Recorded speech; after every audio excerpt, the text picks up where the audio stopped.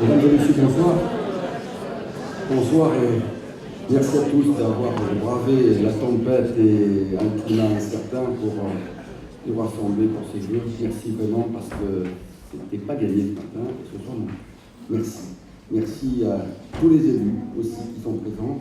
J'essaierai d'en oublier aucun.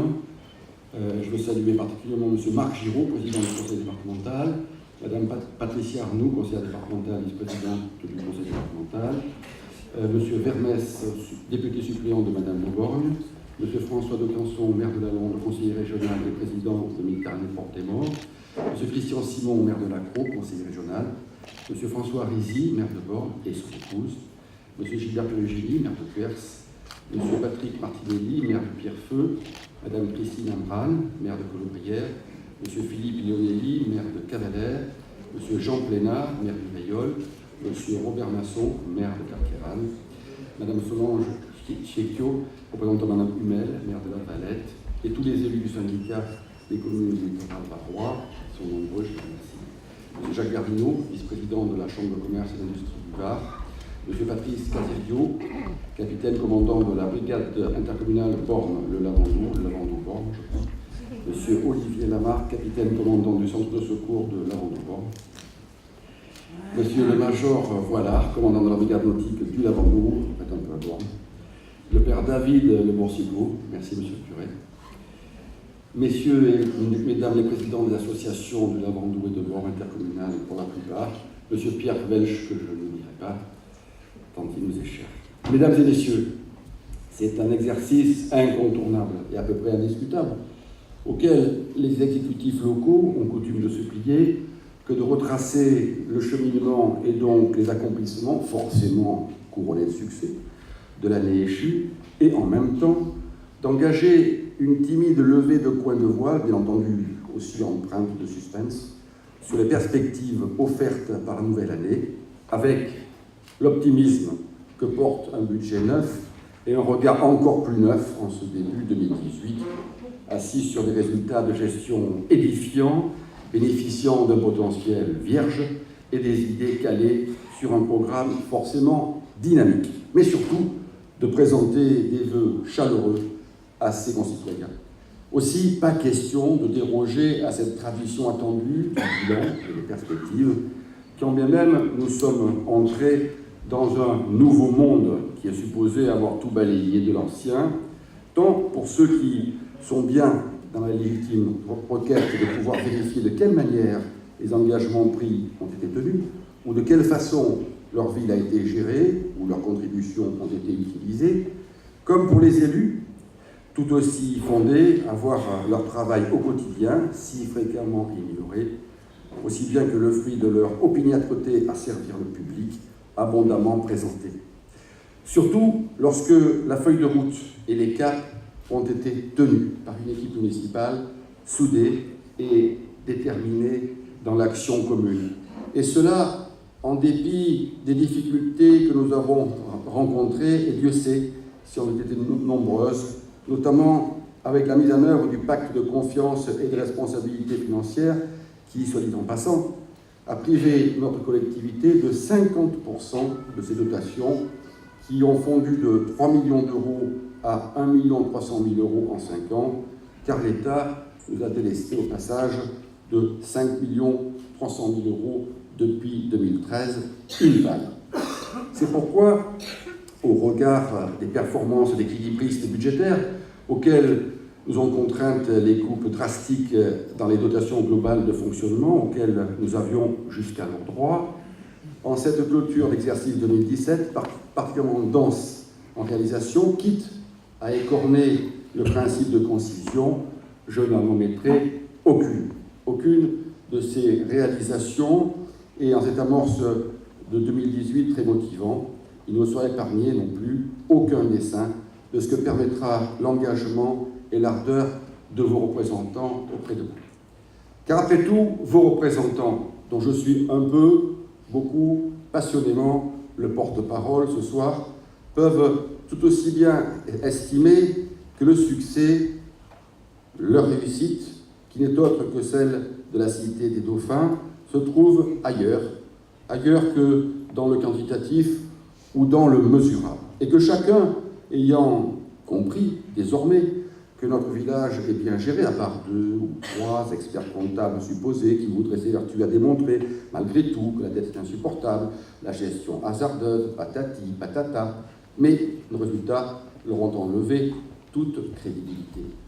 Puisqu'à présent, c'est nous, le Lavandou, qui assurons bien volontiers la paye des employés de Cavalère et de Borne, suivant une rumeur qu'il convient d'alimenter, et je compte sur vous pour la faire prospérer.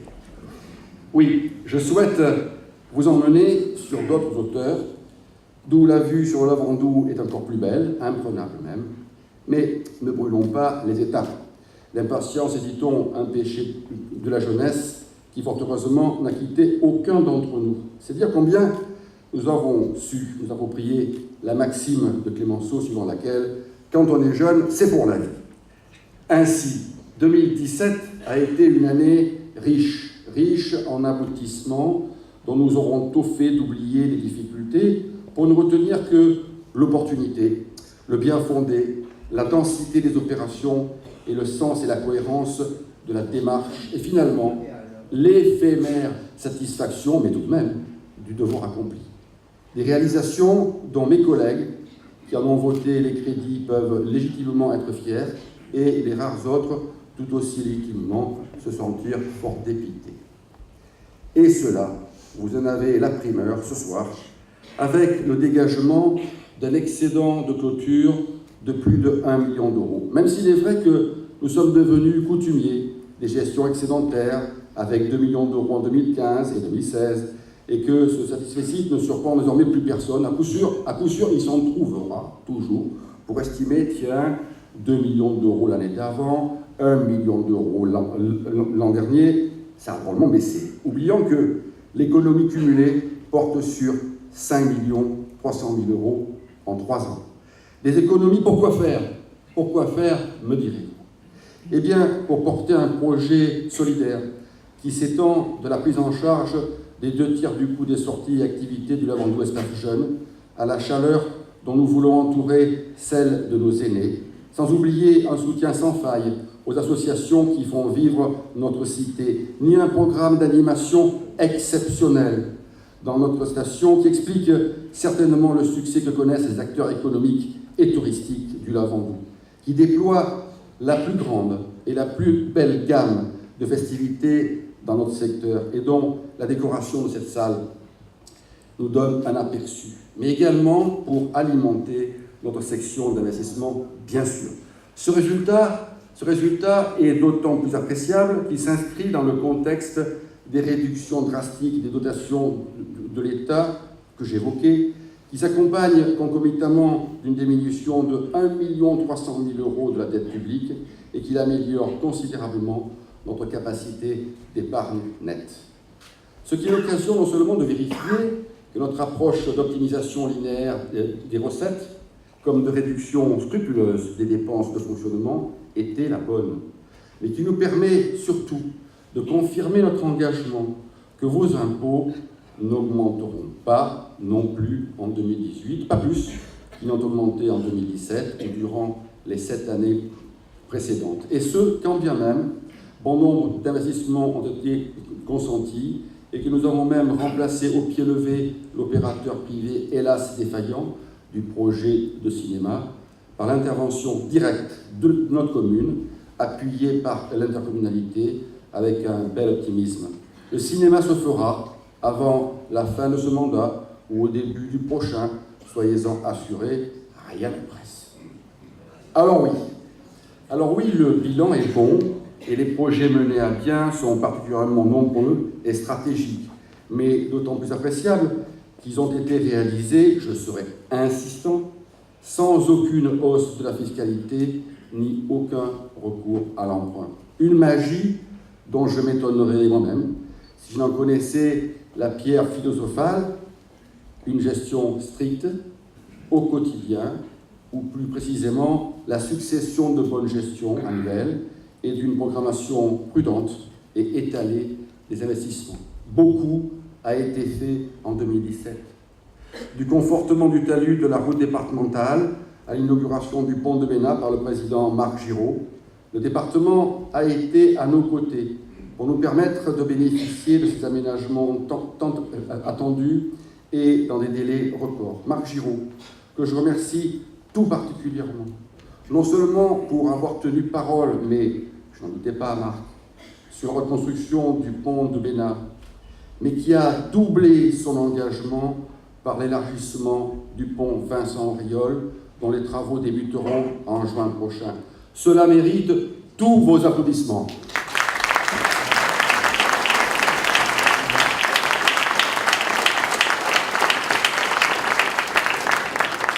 Avec la sécurité, la jeunesse a aussi été au centre de notre projet, qui bénéficie d'une toute nouvelle crèche, remarquable de beauté et de confort, jusque dans ses tables allongées, pilotes, merveille de technologie pour les tout petits, mais pas seulement. De même que l'extension-rénovation de l'école Marc Le Gouy, qui offre une qualité d'accueil exceptionnelle et une cour de récréation presque aussi réussie que celle de la Crau, dont elle s'inspire avec modestie, et d'une protection renforcée et prioritaire de la sécurité de tous les locaux scolaires, système de sécurité qui, soit dit en passant, ont servi de modèle à bon nombre d'établissements de ce département cette fois. Merci mon commandant. En même temps que nous avons rénové notre espace culturel, le Fougaou ouvert à nos aînés, la salle d'honneur de l'hôtel de ville et les locaux commerciaux du port, ainsi que la moitié des espaces publics attenants en dallage élégant et redéfini leur éclairage comme leur végétation. Le reste suivra pour Pâques.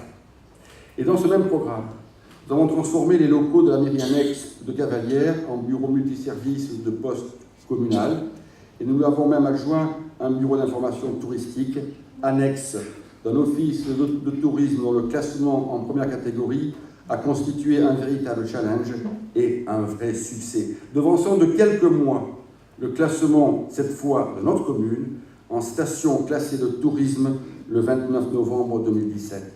Ou encore, remodeler la Villa Théo et son esplanade Fontaine en centre d'art et de culture, non seulement pour y recevoir de belle manière les élèves de l'école d'art plastique, mais également en lieu d'exposition et de concert. La Villa Théo, superbe figure de proue d'un chemin des peintres, soutenue par le département, la région, comme par le mécénat porté par la Fondation du patrimoine, et qui a pris la Villa Théo un nouvel essor, avec une ampleur accrue, et qui permet à présent d'affirmer la position majeure du Lavandou dans le cercle très étroit des destinations culturelles de premier plan. Le Lavandou, dont les paysages et la lumière irradient les plus grands musées, au cimaises de celui d'Orsay, du Métropolitain ou de Saint-Pétersbourg.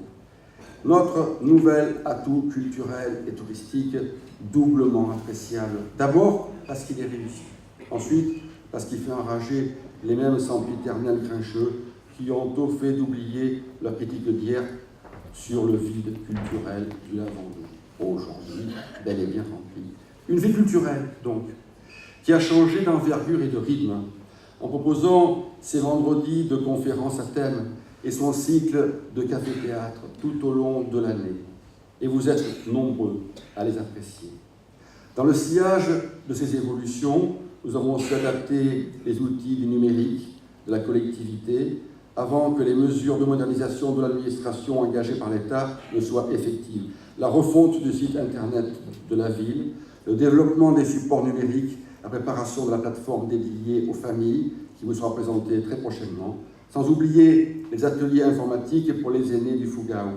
Tout s'inscrit dans une dynamique de modernisation que nous poursuivrons encore cette année. Sur un tout autre registre, notre plan local d'urbanisme a été approuvé avec le succès que l'on sait, mettant un terme aux années de galère et de contentieux dénommés des colonies de la Drôme, finalement gagnés par la commune, tout comme celui des fameux égouts du Cap-Nègre, définitivement clos à notre avantage, et dont les travaux de raccordement seront engagés dans les tout prochains jours par les colotis, pour le plus grand bien de la qualité de nos eaux de baignade. Et je devrais également évoquer le gel de notre programme de logements sociaux après la livraison de 120 appartements pour actifs qui suffisent amplement à satisfaire la demande locale. Tant que nous en maîtrisions les attributions, c'était parfait.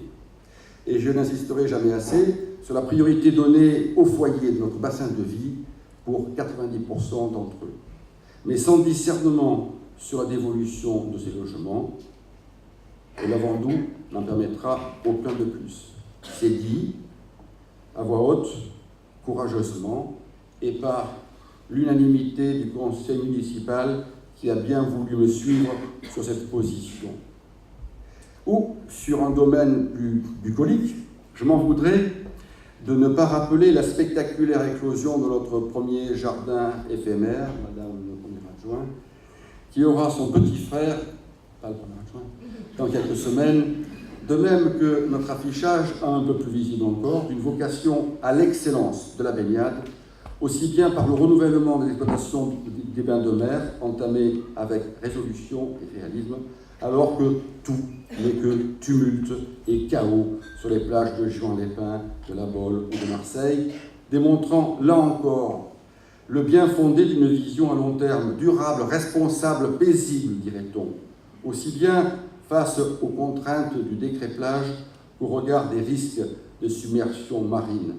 Affichage d'une vocation ancrée à l'excellence de nos plages, autant que novatrice, y compris et prioritairement sur la plage publique, grâce à l'installation de nos cabines de bain, comme des parasols végétaux qui les accompagnent et dont l'image a fait et fait le bonheur de nos visiteurs, mais aussi de tous nos concitoyens. Tout cela, mes chers collègues, mes chers amis, tout cela est du bon travail. Et nous aurions tort de ne pas en revendiquer la paternité autant que la marque de fabrique, dans notre vision partagée dans Lavandou en perpétuel mouvement.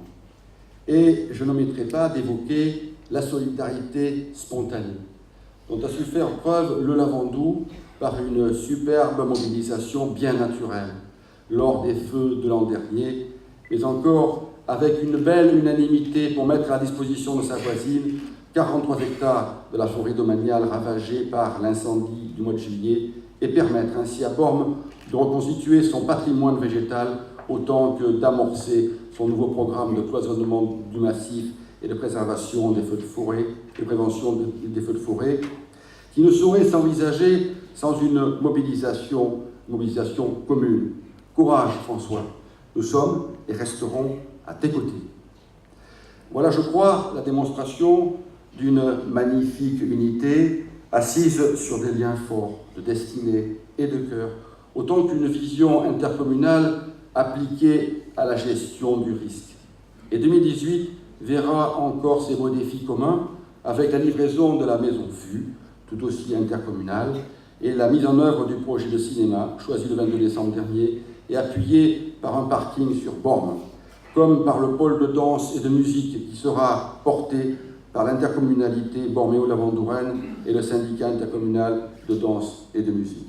Les voilà donc, les perspectives pour 2018. Maison FU, pôle de danse et de musique, cinéma, ce sont toutes les orientations Borméo-Lavandouraine qui démontrent que les temps des querelles de clochers sont révolus, que nous avançons désormais main dans la main, qu'il ne saurait y avoir de limite, non, aucune limite, si ce n'est tout de même pour le sacro-saint football où le Lavandou du SOL a toujours surclassé sa voisine du BMS et entend bien pérenniser cette amicale et sportive suprématie. Ou encore, pour les orodateurs migrants, nous laisserons à Bormes, mon ami François Rizzi, négociateur formé au souk de Meknès, m'aura compris, et lui seul, je l'espère. Orientation intercommunale, au niveau de Méditerranée-Porte-des-Morts également, où la compétence GEMAPI, comprenez prévention des inondations, va s'ajouter au déploiement de la fibre optique et des autres pans de la gestion déléguée à l'Interco, pour laquelle, contre mauvaise fortune, nous ferons, comme tous les maires ici présents, bon cœur, avec la même détermination et le même enthousiasme qui nous guide pour protéger notre littoral et ses 12 plages à focale élargie contre l'érosion côtière et les submersions marines. Des mutations partagées qui s'accompagnent de l'harmonisation et de la redéfinition complète de la signalétique commerciale et directionnelle, mieux intégrée à notre paysage urbain, d'une véritable révolution dans la gamme chromatique des espaces verts, encore plus lumineux, et de la modernisation de nos Champs-Élysées, entendez la promenade du front de mer. Orientation intercommunale, réalisation achevée avec bonheur, chantier d'envergure géré collégialement, dossier conduit avec succès, projet galvanisant. Sans doute. Et si, au-delà des chiffres, des graphiques, des courbes de gestion, des avancées bien visibles, si nous poussions un peu plus loin, un peu plus haut, jusqu'au battement de cœur, car enfin, tout cela n'est rien, rien ou bien peu, à mes yeux, tout au moins. Rien face à la démarche que nous avons accomplie ensemble, petites mains d'un grand demain, avec la jeunesse du Lavandou. Non, tout cela n'est rien face à l'émotion, rien face au sourire et face à la joie.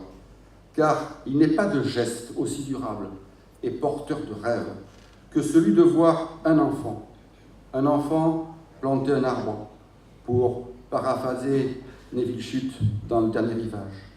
Au-delà de l'aboutissement d'un projet caressé depuis des années et de la performance que constitue l'acquisition par la commune des fameuses restantes de Saint-Clair le 21 mars, 4 hectares, définitivement soustraits à tout appétit d'urbanisation, 4 hectares de cette magnifique architecture cyclopéenne de pierre sèche, façonnée à la main et à la sueur de nos anciens pour 1 200 000 €, avec l'aide précieuse du conseil départemental à hauteur de 600 000 € et de la région pour 100 000 €, et le solde toujours en autofinancement pur.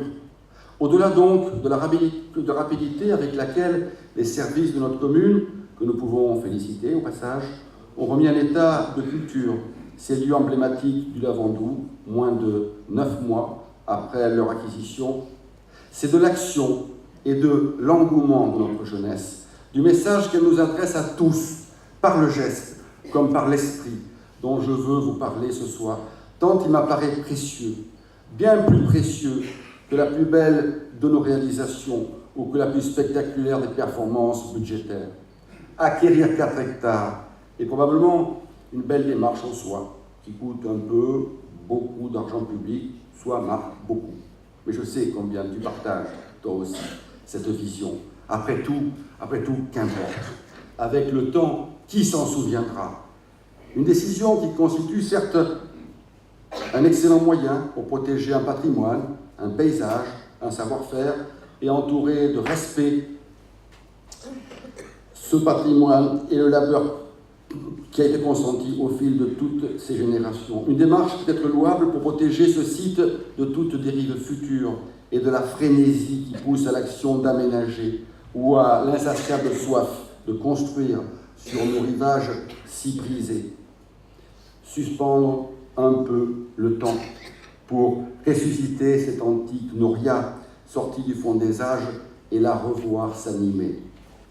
Mais un tel dessein, même le plus audacieux de cette mandature, eût été un peu court, s'il ne s'était réduit qu'à un simple ratio coût-hectare, comme il était forcément vain de se faire plaisir par conviction pure, celle de l'adulte, pour le seul avantage d'accroître le patrimoine foncier de notre collectivité, de sanctuariser les terrasses du Père Ricou, sans les offrir en partage, sans envisager le véritable but que constitue l'appropriation de ce projet un peu fou de remise en culture par et pour le meilleur d'entre nous-mêmes, par et pour cette jeunesse qui est notre seule motivation vraie et la vertu cardinale de toute ambition sensée.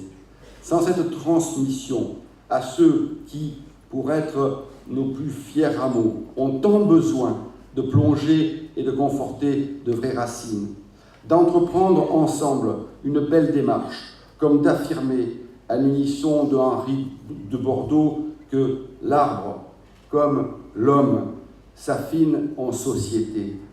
Et là, au-dessus de toute imagination, de toute espérance, nos enfants ont été non seulement merveilleux, répondant unanimement et spontanément à l'invitation qui leur était lancée comme un pari de planter leur arbre.